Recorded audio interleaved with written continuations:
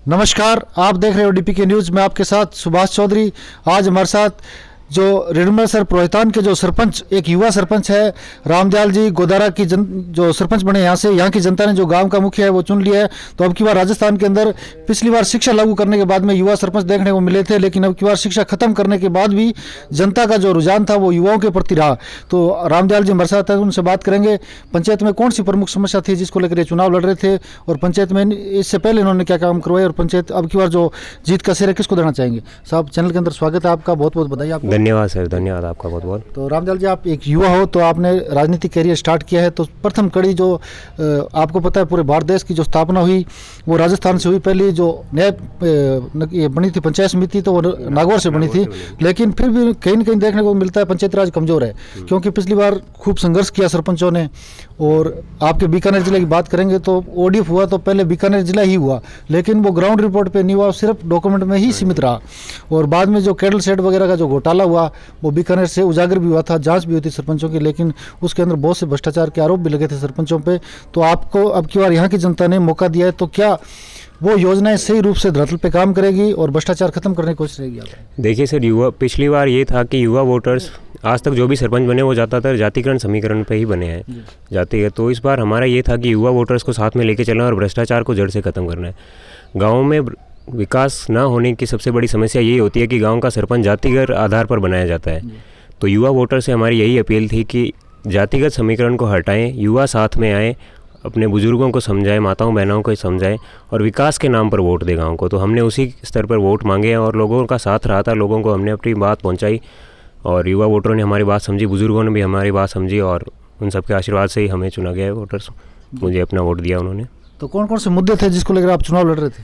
देखिए, जैसे ग्रामीण में तो आप बेसिक अम्यूनिटीज़ पे ही मुद्दे उठा सकते हैं और बेसिक अम्यूनिटीज़ ही मेरे गांव की जो सबसे बड़ी है, जैसे नाली होगी, सड़क होगी, हेल्थ सर्विसेज हो गई। और जो गांव में गवर्नमेंट ने हेल्थ सेंटर बना तो रखा है, लेकिन उसमें डॉक्टर तो छोड़िए, नर्स भी प्रेजेंट नहीं है।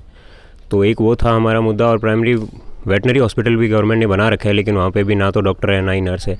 तो यही हमारे मुद्दे थे कि वही ग्रामीण में, जो शहर के पास होते हुए भी हमारा गाँव इतना पिछड़ा हुआ है, तो गाँव में साफ़ सफाई से रिलेटेड, जैसे मोदी जी भी कहते हैं हम मेरा साफ़ गांव होना चाहिए, साफ़ देश होना चाहिए। तो मेरा ये था कि मैं अपने स्तर पर गांव को ही साफ़ रखूं और उसके बाद में देश की बात करें। तो यही हमारे प्राइमरी मुद्दे थे जी। तो जो ये जीत का श्रेय किसको देना चाहोगे आप?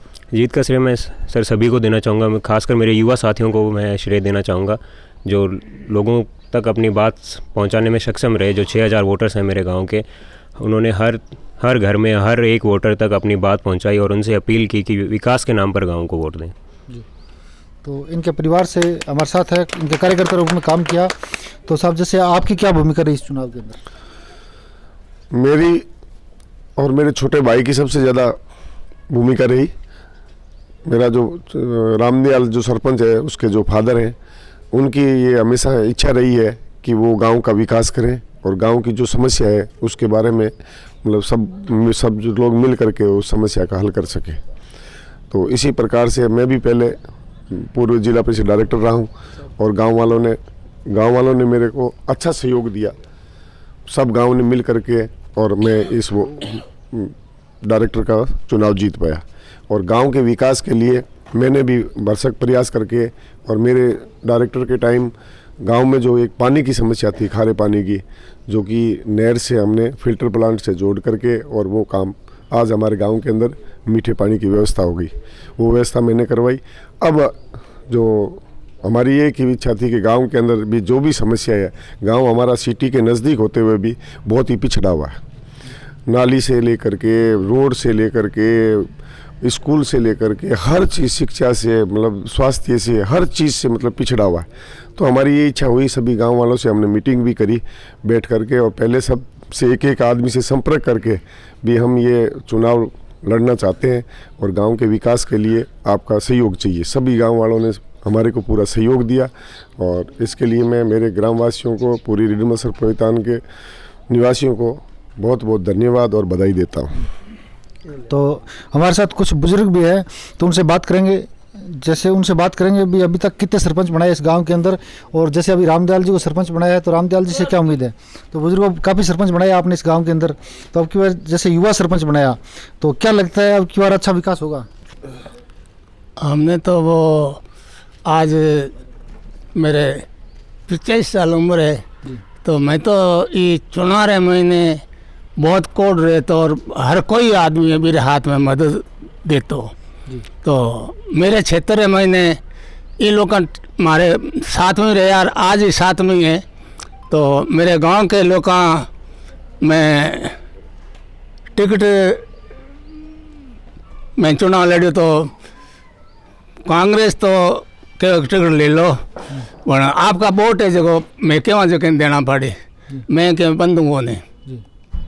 मैं कांग्रेस मन जन्म लियो जो कितने कर आज तक कांग्रेस मान्य हूँ, तो मैं रहूँगा। फिर बाद में मेरे गांव का मान लो क्षेत्र सहित 20-21 गांव रहा रूट, तो 20 गाँव रे मैंने ठा पड़ियो तो बे गाँव वाला लोग 10 कठवा आ गया, 5 कठवा आ गया, मैं बैठ गयो। तो बाद में मारे खन आया कि आपने चुनाव लड़ना पड़े, मैं क्यों लड़ूंगा। तो कहते चिंता क्या करो कि टिकट की कोई बात कौन है, आप वोट है जगह हमारे जेब रे मैंने। तो राजपूत जितना ही आ जगह राजपूत दूसरी 36 जात तो सागे ही राजपूत सोड़ा मानो मैंने क्योंकि आपने चुनाव लड़ना पड़सी। तो मैं चुनाव लड़ियो तो मैं टिकट आना तो टोकरियाँ खाली पड़ी रहे, गिणने वाले टाइम बैठे मैं वो गणे तो मोहम्मद वो देर बोलियो कि आपका तो माला पड़ी है, मैं कुर्सी में आ जाओ बैठ जाओ, माला पहरा था कि नहीं यहाँ नहीं, मैं क्यों आगे जाऊँ था खड़ी कौन आगे ला रहे हो जावे। तो आपका करियर काफ़ी लंबा रहा, तो जैसे अभी आपके रामदयाल जी सरपंच बने हैं, तो क्या उम्मीद है इनसे आपको?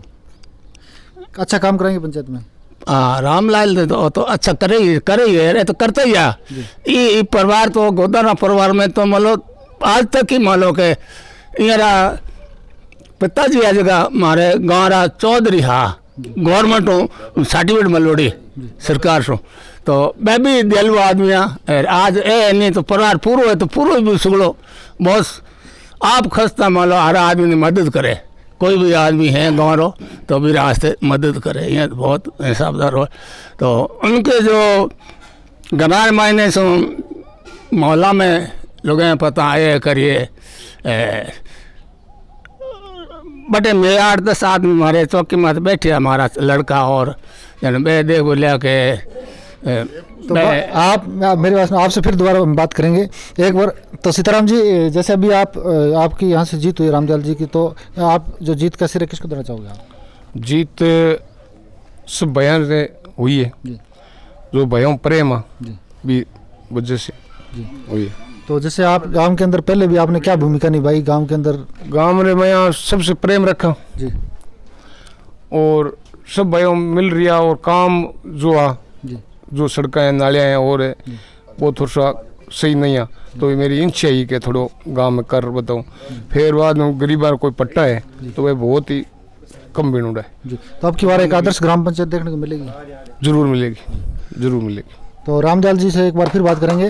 तो रामदयाल जी, जैसे आपके सामने कई ऐसे कैंडिडेट चुनाव लड़ रहे थे, तो सबको सम्मान लेके चलोगे या किसी के साथ द्वेष भावना रहेगी? नहीं, देखिए जो इलेक्शन तक होता है कि जनता ने हमें वोट दे दिया, तो अब हमारा यही है मकसद है कि सभी वर्गों के सभी लोगों को साथ में लेके चलें, चाहे वो किसी भी वर्ग से हो, किसी भी धर्म से हो, किसी भी जाति से हो।